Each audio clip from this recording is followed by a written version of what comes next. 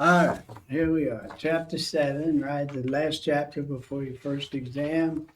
This one's pretty brief, so very conception, right? Like, how do we have babies? How do we procreate? How do we keep the human species uh, continuing? To me, I'm still always amazed by the fact that we ever have healthy babies. It's just like to me. That so many babies are born healthy. I know a lot of babies are back, but like how complex it is to make a baby is me.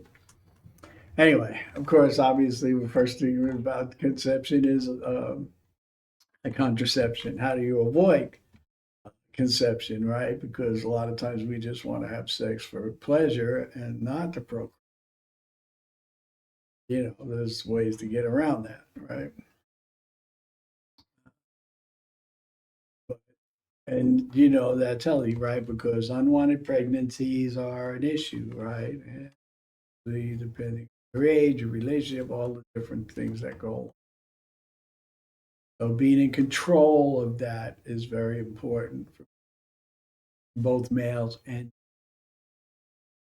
again, there's your discussion assignment, right? The process contraception is avoiding pregnancy. And abortion is not a form of contraception.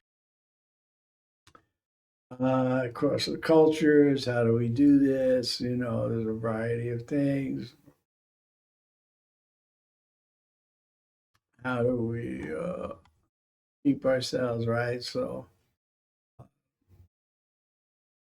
for a long time, none of this was available, right? And then we got, and things started moving, and we had birth control pills, right? The oral contraception. We had condoms for a long time, forever, but for quite a long time.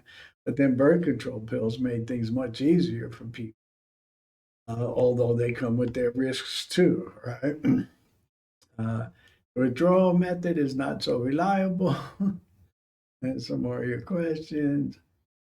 There are permanent forms of contraception, right? You can have a tubal ligation where a woman's fallopian tubes are uh, severed and tied off, in which case there's no way for eggs and sperm to travel together and form. Men can have a vasectomy, which prevents the semen from doing its job. There's a failure rate of men that if you have these things, you still might have a baby. You still might get pregnant. Uh, the other part of the form is like condoms do have a way of protecting you from STIs, whereas birth control pills do not, right? And all the different things you can do and how effective they are, right? Abstinence obviously is uh, the one that works 100% of the time, but is it a really realistic option? Selective abstinence, right?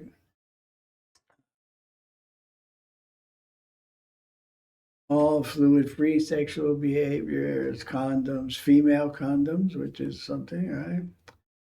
You used to do this, right? There's classes, like Planned Parenthood has a class to teach you how to put on. They used to. How to insert a female condom, right? Which is a little not as readily used, I guess, as male condoms. Spermicides, foams, gels, these things, they can be used together, right, with a condom. Different barriers. Here's how these things work, but about how they work. A cervical cap, which covers the cervix and blocks flow of semen, excuse me. Uh, right? Hormones change the cycle of women, but it does not protect, like I said, oral contraceptive, none of these things. Hormonal implants protect you against STIs.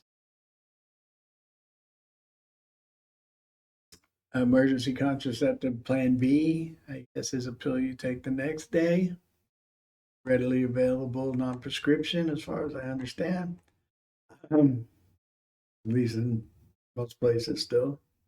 IUD is an implant of sorts that very common so much anymore. Have they come with their own issues? Like I said, this surgical go along litigations, different things physically that can happen permanently. But like I said, not everything is vasectomy for men. Uh, the fertility awareness. How do you know in your cycle when you like become pregnant and when you won't become pregnant based on your cycle, female cycle? The 2-day method. How all this relates to my sexual well-being, right? Because just like I said, unwanted conception, challenging to say the least. Just disruptive to your life. So, yeah. So again, what do you think about this? How do you see the history of conception affecting how we think and how do we operate today, live today, and what fits you best, and what is your works for you? What do you think works for you? See, where do you see this going in the future? How are we gonna deal with this in the future, right? In China, people are only limited to having so many babies because the population is so big to have any more children after certain. I want to say the numbers too, but that's probably I'm just going on some vague memory. At any rate, what is going to happen? Obviously the population just can't keep expanding. We're using up our resources, and we have less places to grow food as we need more housing and all these things. Right? It's a complex world. All these things come into play. Is eventually how is that gonna work with continued continuation of the species? All right. Well, we'll see you again